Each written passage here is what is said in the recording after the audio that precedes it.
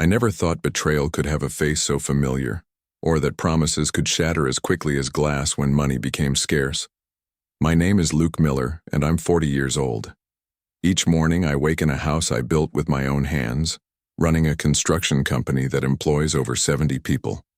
Jenny Miller, my ex-wife of 7 years, walked out when our refrigerator was empty and my dreams seemed worthless.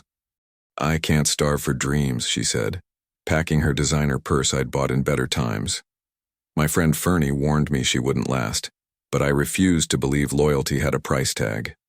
The betrayal stripped everything: our apartment, my confidence, even my wedding band, which I pawned to make payroll. But I wouldn't give her the satisfaction of seeing me beg. Before I go any further, let me know in the comments where in the world you are watching from, and make sure to subscribe because tomorrow I will share a story you don't want to miss. But let me start from the beginning.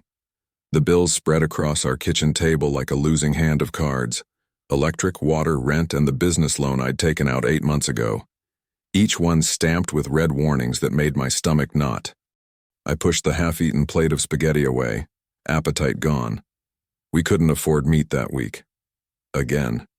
It was a cold Tuesday evening in Bakersfield, the kind where the wind finds every crack in the walls of our run-down duplex. Jenny stood by the sink, arms crossed tight over her chest, staring at the flickering bulb above like it personally offended her.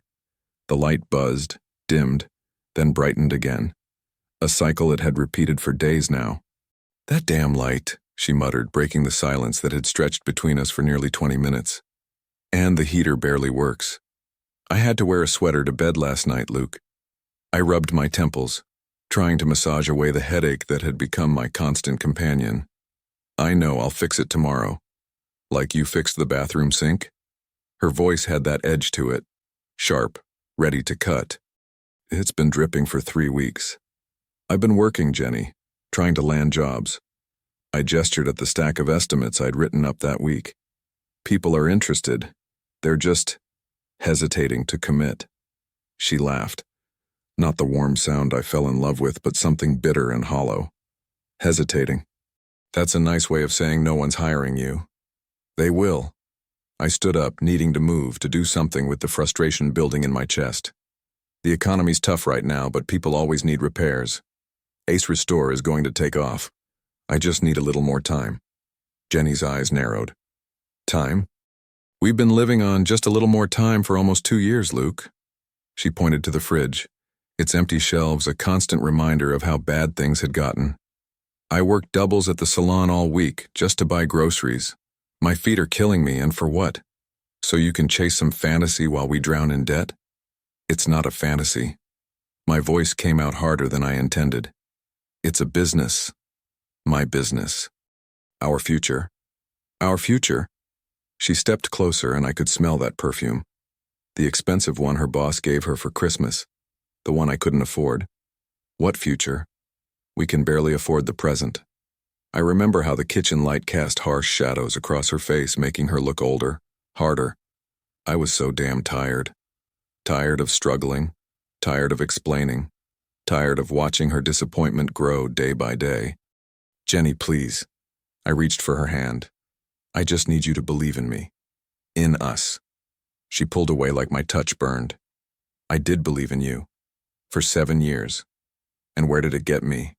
A broken heater and ramen noodles 4 nights a week. If you'd just be patient." "Patient?" She cut me off, voice rising. "I can't live like this anymore, Luke.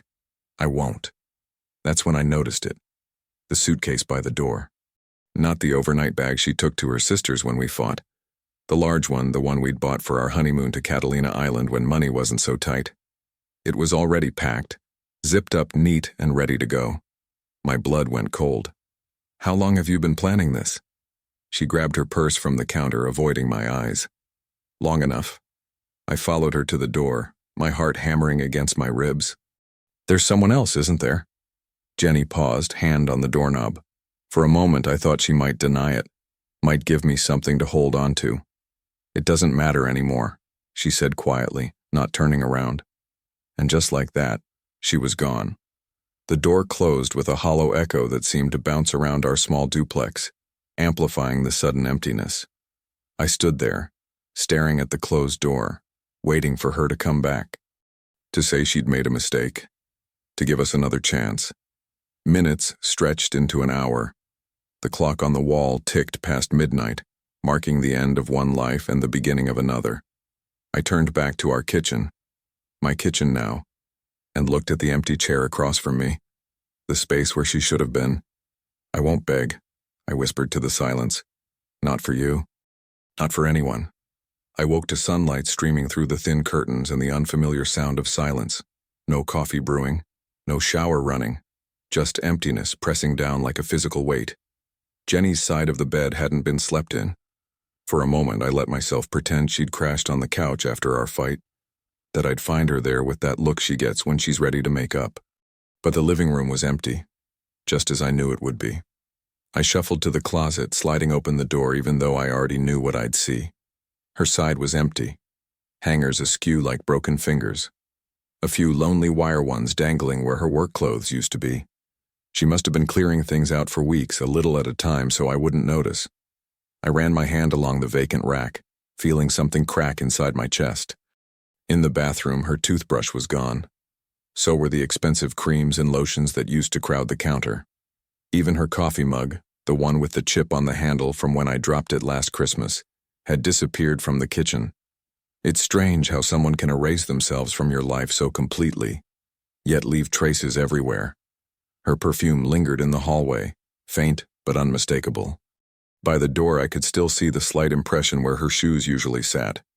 7 years together and all I had left were ghosts. My phone buzzed on the nightstand, jolting me from the trance I'd fallen into. A text from Fernie.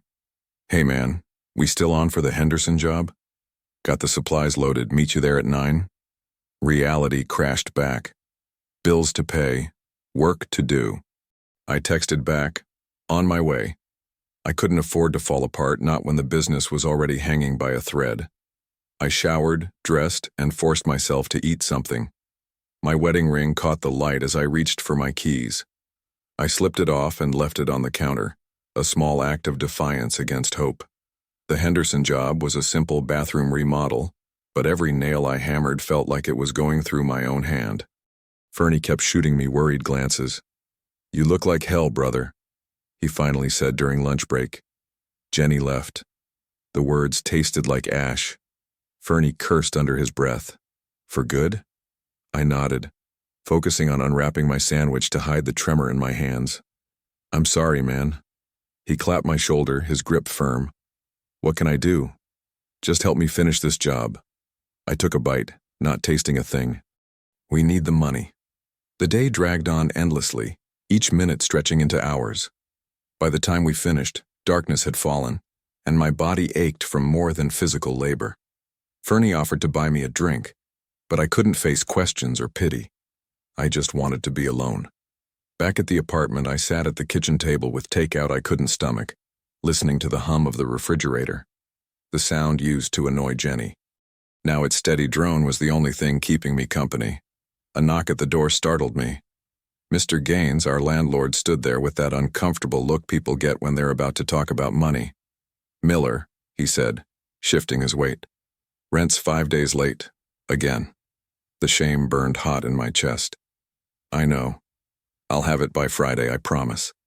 His eyes softened with pity, and somehow that was worse than if he'd yelled. "Your wife stopped by earlier to drop off her key. Said I should talk to you about the lease." I nodded, unable to speak around the knot in my throat.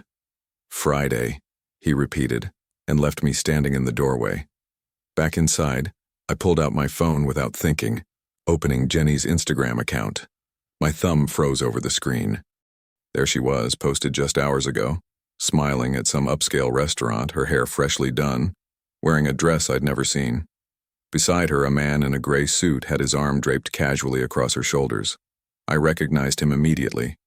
Robert Thorne, the real estate developer who'd come into the salon where she worked. The same guy she'd mentioned with increasing frequency over the last few months. The caption read, "New beginnings." Just 2 words that confirmed everything I'd suspected but didn't want to believe. She hadn't just left me. She'd been planning her escape with someone else. Someone with money, connections, and everything I couldn't give her. I stared at the image until my eyes burned, watching anger twist with grief inside me like snakes fighting in my gut. 7 years of marriage, and I'd been replaced before she even walked out the door. With a steady finger, I deleted the app from my phone. "If money's all you respect," I whispered to the empty room, "one day I'll give you more than you can count." 3 days after Jenny left, I drove to the rundown garage where Fernie fixed broken tools on weekends. The place smelled like motor oil and desperation, fitting for what I was about to propose. I found him hunched over a table saw with a blown motor, his hands black with grease. He glanced up when my shadow fell across his workbench. "You still look like hell," he said, but his eyes showed concern. "Thanks." I leaned against the wall, suddenly aware of how little I'd slept. My body felt hollow, like something vital had been scooped out. "I need to talk to you." He wiped his hands on a rag that might have been white once. "About?" "Starting over." The words came out stronger than I felt. "I'm done working for other contractors who can't pay on time. We should start our own company." Fernie's eyebrows shot up. "Now? Man, you just lost your wife. Maybe take a minute to..." "To what? Fall apart?" I crossed the room and spread out the folder I'd brought. "I've been thinking about this for months. We specialize in water and fire damage restoration. Insurance companies always pay, and there's steady work after storms." He looked skeptical. "We don't have the equipment. We borrow what we need until we can buy our own. Start small, build up." I pushed forward a business plan I'd stayed up all night creating. "We can run it from my truck until we can afford a real office." Fernie studied the papers, frowning. "This is crazy, Luke." "Maybe," I admitted, "but I can't stay where I am. I'll drown." He must have seen something in my face. Desperation, determination, maybe both, because his expression softened. "What would we call it?" he asked after a long pause. "Ace Restore." I'd chosen the name at 3 a.m., staring at the ceiling. "Because we'll be the best at putting broken things back together." A tired laugh escaped him. "That's rich, coming from you right now." I didn't smile. "I'm serious, Fernie." He sighed, looking from me to the papers. "Your timing is terrible. So is my luck. Are you in? Remember when I taught you to shoot pool? That small dive bar where we'd go after construction jobs? The chalk dust would cling to our fingers as we lined up shots, the crack of the balls echoing over whatever country song was playing. That's what Fernie's face reminded me of now, calculating angles, weighing risks. "Yeah," he finally said. "I'm in." We registered the business the next day.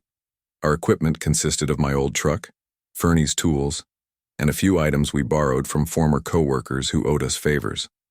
Our first job came from a woman whose kitchen had flooded from a burst pipe. The contractor who'd started the job abandoned it when she couldn't pay his full rate up front. The first weeks nearly killed us. 12-hour shifts became the norm. We'd work until midnight, sleep a few hours, then start again before dawn. We skipped meals to save money and took any job that came our way. My hands blistered, cracked, and calloused over again. The phone rarely rang, and when it did, clients haggled over every dollar. "We should rename this place Barely Restore," Fernie joked one evening as we counted the day's earnings, barely enough to cover gas for tomorrow. "Not funny," I muttered, but smiled anyway. It was the first time I'd smiled in weeks. One night after a particularly grueling job, I found myself driving past Jenny's new neighborhood, a row of pristine townhomes with manicured lawns. I slowed down, hating myself for it, when I spotted his car in the driveway, a sleek BMW that probably cost more than I made in a year. I gripped the steering wheel until my knuckles went white. "Never again," I whispered. I wouldn't come back here, not until I was so successful she wouldn't recognize the man she'd left behind. Back at my apartment, a notice waited on my door. Final warning for rent. I crumpled it in my fist. When I called Fernie to tell him, his solution was simple. "Move into the truck," he said. "Just until we get ahead. Save what you can." That's insane. So is paying rent when you could be investing in the business.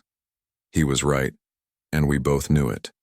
That night, we parked the truck behind his garage and arranged our sleeping bags in the cab. Rain started around midnight, pattering against the windshield. Fernie was already snoring softly beside me, surrounded by scattered tools and empty coffee cups. I stared at the ceiling, listening to the rhythm of the drops. This wasn't rock bottom, I decided. This was just the foundation. A month passed in a blur of early mornings and late nights. Fernie and I worked every job we could find, sleeping in the truck most nights to save on rent. I'd been avoiding my apartment, stopping by only to collect mail and shower when I could. That's when I found it, a certified envelope from the county courthouse, my name printed in cold official letters. I knew what it was before I opened it. The divorce papers felt heavier than they should have, like they were made of lead instead of paper. Jenny had filed on grounds of irreconcilable differences. Simple, clean, final. I sat on the steps of my apartment building and read through every word, even though each one cut like glass. She'd already signed her name in neat flowing script, the same handwriting that used to leave me love notes on the bathroom mirror. I called Fernie to tell him I'd need the afternoon off in 2 weeks. Court date? He asked, already knowing. Yeah. Want me to come? No, I said quickly. This is something I need to do alone. The courthouse was a granite building downtown that I'd driven past 100 times but never entered. Inside, the air felt too cold and smelled of floor polish and desperation. I arrived early and sat on a hard wooden bench outside the courtroom, watching other people's lives fall apart while waiting for my turn. When Jenny walked in, my chest tightened. She wore a navy blue dress I'd never seen before, her hair styled in loose waves. She looked like she belonged in this place with its marble floors and high ceilings. I glanced down at my cleanest work shirt and felt suddenly aware of the calluses on my hands. She nodded slightly in my direction but took a seat across the hall. 15 minutes later, we sat side by side before County Judge Raymond Holt, a balding man with glasses perched low on his nose who looked like he'd heard too many sad stories to be affected by ours.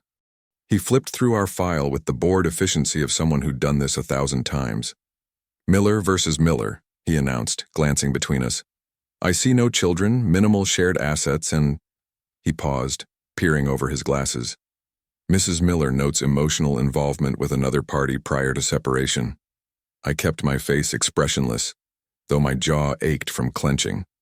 However, the judge continued, given California's no-fault divorce laws and the short duration of asset accumulation, the court orders a standard 50-50 division. He outlined the terms clinically. Jenny would keep the car, our meager household items, and her personal accounts. I'd retain my business license, tools, and the truck, along with most of the debt. The whole thing took less than 20 minutes. Do both parties understand and accept these terms? Judge Holt asked, already reaching for his gavel. Yes, Your Honor, Jenny said softly. I nodded. Yes. The gavel came down with a crack that echoed through the room. Divorce granted. Next case. Just like that, 7 years ended. We rose simultaneously, avoiding eye contact as we gathered our papers.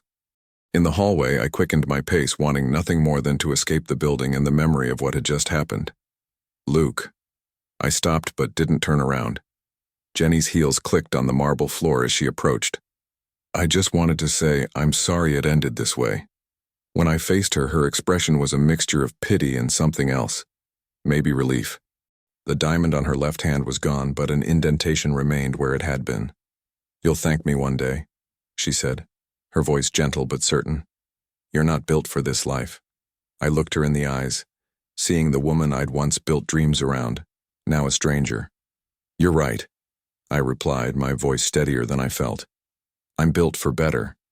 Something flickered across her face, surprise, maybe regret, but I didn't stay to analyze it. I walked out of the courthouse into the bright afternoon sun, the judge's gavel still echoing in my memory. I drove straight to our current job site, a flooded basement where Fernie was wrestling with a broken water main.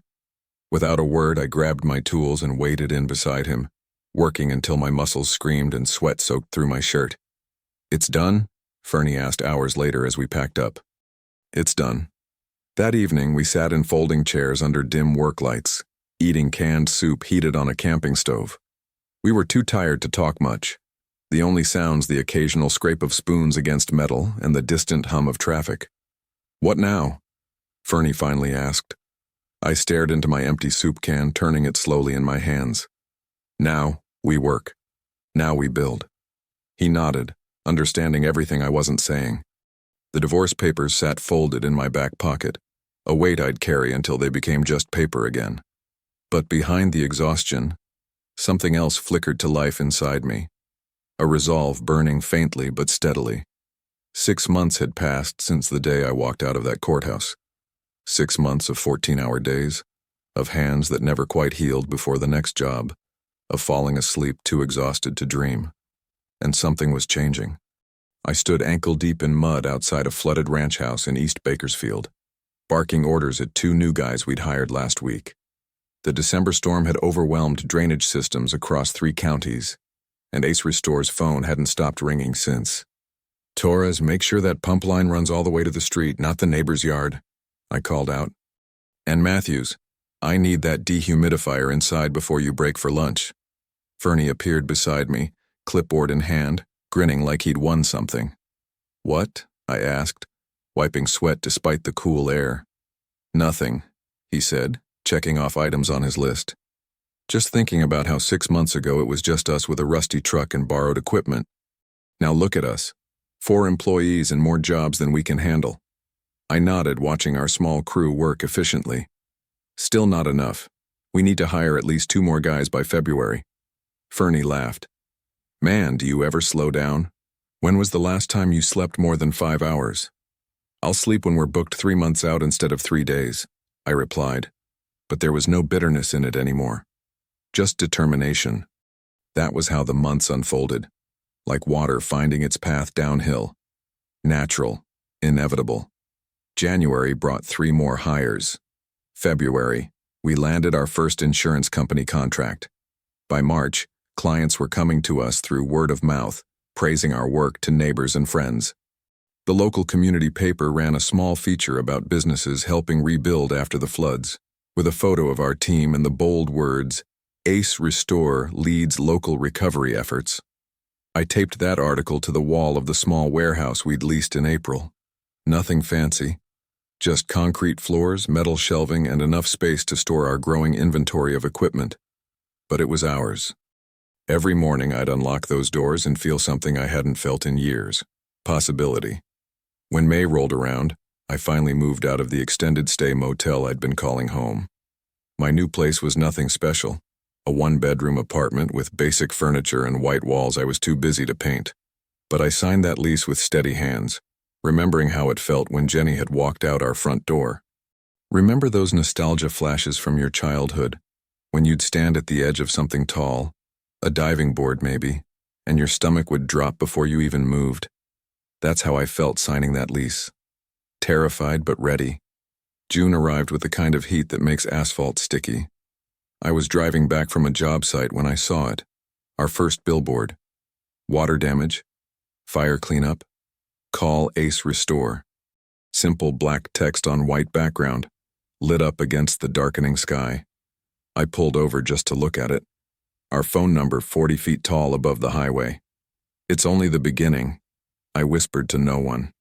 The next day, Fernie called me to the warehouse for an emergency. When I pulled up, he was standing next to a new truck. Not brand new, but newer than anything we'd ever owned. Navy blue with Ace Restore professionally painted on the doors. "Company's first major asset purchase," he said, tossing me the keys. Figured the boss should drive it. I caught them reflexively, staring at the vehicle. "We can't afford this." "Actually, we can. Checked the books myself. We're turning profit now, Luke." I ran my hand along the smooth paint job, feeling something crack open in my chest. And then, for what felt like the first time in forever, I smiled. Really smiled. That night I stood in my empty apartment staring out the window at the city lights. My phone buzzed. "Fernie. Just wanted to say thanks," I told him when I answered. "For what?" "For believing in this when nobody else did. For sticking with me." There was a pause, and when he spoke again, his voice was gruff with emotion. "We're building something good here, man. Something that lasts." "Yeah," I said. "We are." After we hung up, I turned off the light and headed to bed. Somewhere in the digital ether, a notification appeared on an old email account I rarely checked anymore. From Jenny Miller. Subject, "Can we talk?" But I didn't see it. By morning, It would be buried under promotional emails and forgotten entirely. I was too busy looking forward to look back. 2 years later, I sat behind a polished mahogany desk that cost more than my first month's rent back when Jenny and I were married. The wall behind me displayed our company logo in brushed metal, Ace Restore, illuminated by recessed lighting. Life had changed so fast I sometimes felt like I was living someone else's success story. Fernie paced in front of me, unable to contain his excitement as he waved a folder of documents. His work boots left faint dirt marks on the carpet, something my new executive assistant would quietly handle later.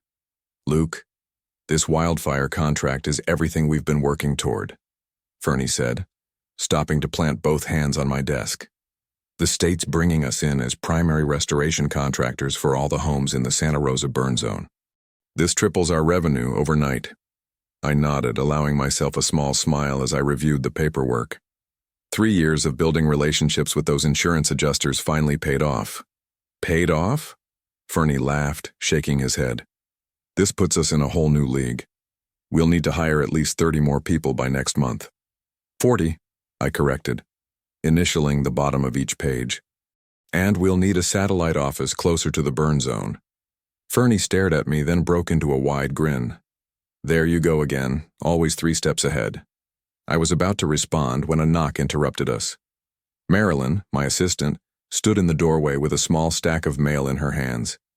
"Sorry to interrupt," she said, "but these need signatures before close of business." She hesitated. "And there's a personal letter that came for you." She placed the pile on my desk, and I immediately noticed an envelope with handwriting I'd recognize anywhere.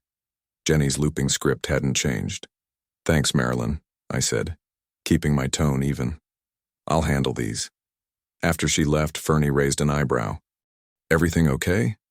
"Fine," I said, sliding the letter under a stack of contracts. "Let's finalize these specs for the new equipment." We spent another hour planning logistics before Fernie left to meet with our operations team. Only then did I pull out the envelope, turning it over in my hands. The return address was unfamiliar, not the upscale neighborhood she'd moved to with her boyfriend. I sliced it open with a letter opener and unfolded the single sheet inside. "Dear Luke, it's been a long time. I hope this letter finds you well.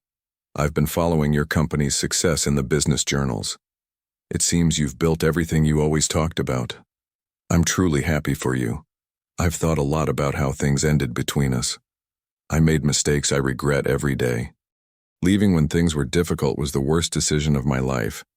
I thought I wanted security, but I've learned that nothing feels secure without." I stopped reading, crumpled the paper into a tight ball, and tossed it into the trash bin. Whatever she wanted to say, I had no interest in hearing it. That door had closed years ago. That evening, I stood on the balcony of my downtown apartment, 15 floors above the city. The lights stretched out below me like fallen stars, cars moving in lazy rivers along the highways. I sipped bourbon from a crystal glass, feeling the burn slide down my throat. The skyline had become my confidant these past months. I'd traded up from my 1-bedroom to this penthouse 6 months ago, but sometimes I wondered if all this, the view, the space, the trappings of success, meant anything without peace. My phone buzzed. Fernie again. "Hey," I answered. "The team's heading to Marley's to celebrate the contract," he said, background noise indicating he was already there. "You should join us. Your name's going to be on the front page of the business section tomorrow." I swirled the bourbon, watching it catch the light. "Thanks, but I need some quiet tonight. Rain check?" After hanging up, I moved back inside and opened my laptop. Force of habit made me scroll through local news. A society page photo caught my eye. A charity gala at the Westlake Country Club. There she was, Jenny, in a blue evening gown, standing beside the same gray-suited man I'd seen in that first photo years ago. The caption read, "Jenny Miller and Robert Thorne, business partners and close friends at the Children's Hospital benefit." "Figures," I muttered, closing the laptop. I grabbed my keys and headed back to the office. The building was quiet at this hour, security nodding as I entered. I made my way to our floor, unlocked the glass doors, and stood in the darkened reception area, staring at our illuminated company logo. Jenny was still chasing comfort, still alongside the man who could provide it. Meanwhile, I'd found something I never expected: purpose. The money, the success, they weren't the goal anymore. They were just proof that I'd been right to believe in myself when no one else did. I locked up again and headed home, leaving the crumpled letter where it belonged, in the past. The California sun spilled through floor-to-ceiling windows, painting golden streaks across the polished concrete floors of my Santa Barbara home. 5 years after Jenny walked out, I lived in a place I'd built with my own company, a modern 3-story mansion nestled on 2 acres overlooking the Pacific. I poured myself coffee from the kitchen island, while Fernie sat at the dining table, hunched over his laptop with reading glasses perched on his nose. The years had added a few gray strands to his dark hair, but his loyalty remained unchanged. "Payroll's looking good this month," he said without looking up. "Revenue's up 18% from last quarter." "Not bad for 2 guys who started with borrowed tools," I replied, taking a sip from my mug. "Not bad?" Fernie laughed. "Luke, we've got over 70 employees and contracts in 3 states. I'd say we did all right." I nodded and stepped through the sliding glass door onto the wraparound terrace. The morning air carried the scent of salt and eucalyptus as I surveyed my kingdom. Spanish tile roof, infinity pool glittering in the sunlight, and manicured gardens that rolled toward the 12-foot gate at the property's entrance. Walking the perimeter had become my morning ritual. I inspected every detail with the same attention I once gave to patching leaky roofs, checking irrigation lines, examining stonework, adjusting outdoor lighting. Some habits die hard, even when you're not desperate anymore.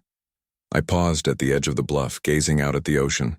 Sometimes I could hardly believe this was my life now, that I'd climbed so far from those early days. The memory of sleeping in my old truck with Fernie, tools rattling with every pothole, still felt fresh. Back then, I'd stare at the ceiling of that truck cab, stomach growling, and promise myself I'd never again be one paycheck from homelessness. Now I stood on property worth more than most people earned in a lifetime. When I returned inside, Fernie had abandoned his laptop and was raiding my refrigerator. "You really need to get out more," he said, assembling a sandwich. "All this," he gestured around the expansive house, "means nothing if you don't share it with someone." I shrugged. "I'm married to Ace Restore. That's sad, man." He pointed the knife at me. "Even I've got Maria and the kids. When's the last time you went on a date?" "I don't have time." "Bullshit." Fernie bit into his sandwich. "You've got nothing but time now. That's what managers are for." I changed the subject, discussing our next commercial project until Fernie left for a meeting with subcontractors. Alone again, I retreated to my home office, answering emails and reviewing designs until the sun began its descent. That evening, I stood on my bedroom balcony with a glass of bourbon, watching the sky turn deep orange over the water. The coastal breeze ruffled my hair as city lights began winking on along the shoreline. My phone vibrated in my pocket, an unknown number. I glanced at the screen, expecting a vendor or potential client. Instead, 6 words made my heart slam against my ribs. "Luke, it's Jenny. Please don't hang up." I stared at the message, bourbon forgotten in my hand. 5 years of silence, and now this. I deleted it without responding, assuming she'd made a mistake or was drunk texting the wrong person. I tried focusing on quarterly projections, but concentration eluded me. Hours later, as I prepared for bed, another text arrived from the same number. "I miss us." My thumb hovered over the screen. Part of me wanted to type, "Who is this?" and pretend I didn't recognize her.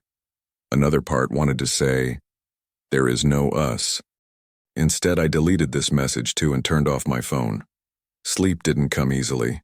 I tossed in my king-sized bed, memories surfacing like bubbles in dark water. Jenny's laugh, her perfume, the sound of her suitcase wheels on our apartment floor the night she left. Morning brought no clarity. I moved through my routine distracted, missing what Fernie said twice during our strategy meeting. "Earth to Luke," he finally said, waving a hand before my face. "Where are you today, man?" "Just thinking about the Henderson project," I lied. Fernie's expression told me he wasn't buying it, but he didn't push. That was his gift, knowing when to press and when to let things breathe. Later, I stood in my office overlooking the front drive, watching shadows lengthen across the lawn. My eyes settled on the gate at the property's entrance, solid iron with our company logo worked into the design. It represented everything I'd built: security, success, separation from the past. An odd chill ran through me despite the warm afternoon, like the warning tremor before an earthquake. A storm about to return after years of clear skies. The following evening, I sat in my living room, bourbon in one hand and a tablet in the other, reviewing drawings for our newest commercial project. The space around me was quiet except for the soft classical music drifting from hidden speakers, a luxury I still wasn't used to. 5 years ago, background noise meant arguments about money and the drone of our ancient window AC unit. The buzzer from the front gate cut through Beethoven like a wrong note. I frowned, setting the tablet aside. It was after 8, and I wasn't expecting anyone. Fernie had his own access code, and deliveries never came this late. I crossed to the security panel on the wall and tapped the screen. The camera feed blinked to life and my stomach dropped. Jenny stood at my gate, illuminated by the exterior lights. She wore a white dress that probably cost more than my first month's rent on this place. Her blonde hair swept over one shoulder. Older, yes, but still the same polished look I remembered. Perfect makeup, manicured nails, that practiced smile that never quite reached her eyes. But something was different now. Her shoulders were hunched slightly, and even through the grainy feed I could see nervousness in how she shifted her weight from one foot to another. She pressed the call button again, and this time I answered. "Hey, Luke," she said, her voice trembling through the speaker. "Can we talk? 5 years of distance, of building walls between then and now. And she shows up asking to talk like we'd had some minor disagreement yesterday." My throat tightened. About what? I managed to keep my voice steady.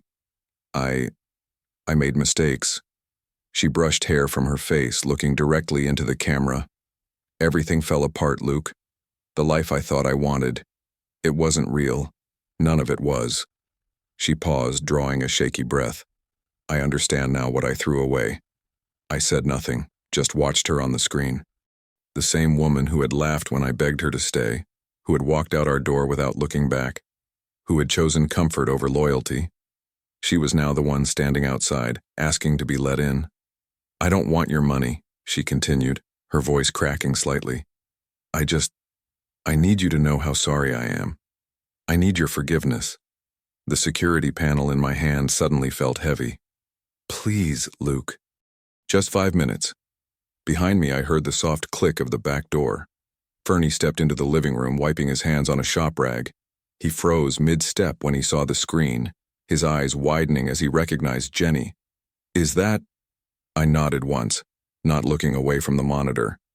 Fernie moved closer, watching in disbelief as Jenny reached toward the camera. "Luke, please." Her voice had taken on a desperate edge now. "Everyone makes mistakes. What we had, it meant something. You know it did. What we had," I finally spoke, "was a marriage. Not a business arrangement you could opt out of when profits were down. I know. Love isn't something you trade for comfort, Jenny." My voice was calm but firm. "It's not a stock you sell when the market drops." Fernie stood silent beside me, his presence a reminder of who had actually stayed when things were hard. Jenny's eyes welled with tears, mascara beginning to smudge. "I have nowhere else to go," she whispered, the admission seeming to physically pain her. "He left me with nothing. The house, the cars. Everything was in his name." The irony wasn't lost on me. How many nights had I gone hungry after she left? How many mornings had I woken up cold in that truck, wondering if I'd ever have a real bed again? I took a deep breath, feeling the weight of the past 5 years. Every callous earned, every sleepless night, every small victory that built this life she now wanted access to. "You left when I was nothing," I said, each word deliberate and clear. "You don't get to come back now that I'm everything." Jenny sobbed openly now, reaching toward the camera like she could somehow touch me through it. "Luke, please." My finger hovered over the gate control, the soft hum of motors ready to begin their work, ready to close the final door on a chapter I thought I'd already finished. I stared at Jenny's tearful face on the monitor. Her makeup had smudged around her eyes, the perfect image she'd always maintained now crumbling in real time. For a moment I felt a phantom ache where love used to live. Not for her, but for the man I'd been. The one who would have rushed to open that gate without question. "Luke," she whispered, "please don't do this." Beside me, Fernie shifted his weight but stayed silent, a steady presence at my shoulder. I pressed the button, my voice coming out steadier than I expected. "Goodbye, Jenny." The gate began its slow, mechanical slide. The sound of metal against metal filled the silence between us as the barrier between my past and present grew smaller. Jenny stepped closer to the camera, her white dress catching the security lights. "We can start over." Her voice rose with desperation. "I know you still care. You wouldn't be this angry if you didn't." But her pleas faded beneath the hum of the closing gate. The last thing I saw before the gap sealed completely was her hand reaching out, fingertips stretched toward something she'd thrown away years ago. Fernie and I stood there in silence for a long moment after the monitor went dark. I felt lighter somehow, like I'd set down a weight I hadn't realized I was still carrying. "You good?" Fernie finally asked, his voice quiet. I nodded, exhaling slowly. "Yeah, better than good." And for the first time in years, I meant it. The next morning, sunlight streamed through the tall windows of my home, painting warm gold across the marble floors. I walked through the quiet halls, coffee in hand, listening to the peaceful silence. No ghosts, no regrets, just space to breathe. Fernie arrived around 9, portfolio tucked under his arm. He found me in the kitchen, staring out at the view of the coastline. "Morning," he said, spreading blueprints across the island counter. "Got the plans for the West Side project." I turned from the window and looked down at the future taking shape on paper. New buildings, new opportunities, work that would keep us moving forward. I smiled faintly, running my finger along the outline of what would become an apartment complex for families displaced by last year's fires. "It's time to move forward," I said, more to myself than to Fernie. He nodded, understanding exactly what I meant. "Always has been, man. Always has been." The days passed peacefully after that. I threw myself into work, finding satisfaction in the rhythm of creation. Occasionally, I'd check the gate cameras, half expecting to see her white dress against the drive, but Jenny never returned. Whatever desperation had brought her to my door had either passed or found another target. A week later, I was buried in paperwork when Fernie walked into my office balancing 2 steaming mugs of coffee. He set one down beside me with a small grin. "You know what I was thinking?" he asked, dropping into the chair across from my desk. "Dangerous territory," I replied, reaching for the coffee. "That sound the gate makes when it closes." He mimicked the mechanical hum with surprising accuracy. "You should make that your ringtone." I stared at him for a beat before a laugh escaped me, real and unexpected. Fernie joined in, and suddenly we were both laughing harder than we had in years. It wasn't even that funny, but something about it broke through whatever tension had lingered in the air since Jenny's appearance. "That's the most ridiculous thing I've ever heard," I said when I could breathe again. Fernie shrugged. "Just saying. It's a pretty satisfying sound." He wasn't wrong. Later that evening, I stood by my office window, watching as the setting sun turned my gate into burnished gold. Its surface caught the light, glinting like a promise kept. You know, forgiveness isn't what people think it is. It's not reopening the door to let someone back inside. It's locking it without hate, without letting bitterness poison what you've built on your side. I touched the glass, feeling its cool surface against my fingertips.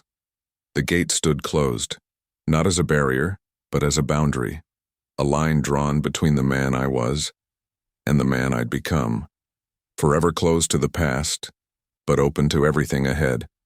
I believe stories such as this find us for a reason. If this one touches you, please subscribe. I share a new one every day. In the meantime, there are 2 stories on the screen that are even better.